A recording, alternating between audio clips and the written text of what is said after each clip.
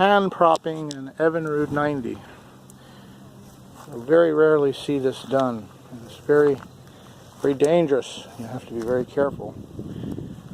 You step away from the propeller.